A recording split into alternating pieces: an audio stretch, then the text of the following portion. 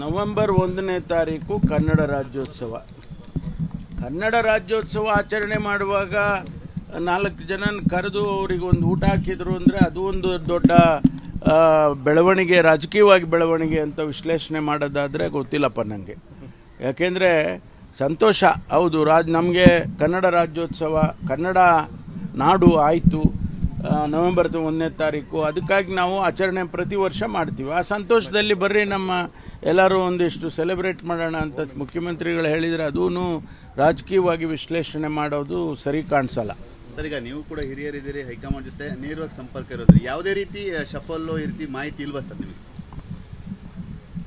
ನನಗೆ ಯಾರೂ ಹೇಳಿಲ್ಲಪ್ಪ. ನನಗೆ ಯಾರೂ ಕೂಡ ಹೈಕಮಾಂಡ್ನಿಂದ ಇಲ್ಲಿಯವರೆಗೆ ಇಂಡಿಕೇಟ್ ಮಾಡೋದು ಅಂತಾರಲ್ಲ, ಅದು ಕೂಡ ಇಲ್ಲ.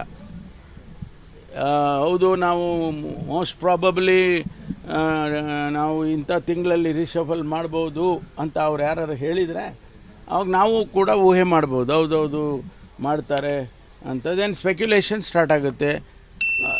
ಇವರು ಡ್ರಾಪ್ ಮಾಡ್ತಾರೆ, ಅವ್ರನ್ನ ತೊಗೊಳ್ತಾರೆ ಅಂತ ಎಕ್ಸಸೈಸ್ ಎಲ್ಲ ನಡೀತಾ ಇರ್ತದೆ. ಅಂಥದ್ದು ಯಾವುದು ಹೈಕಮಾಂಡ್ನಿಂದ ಇಲ್ಲಿವರೆಗೂ ಇಂಡಿಕೇಷನ್ಸು ಇಲ್ಲ.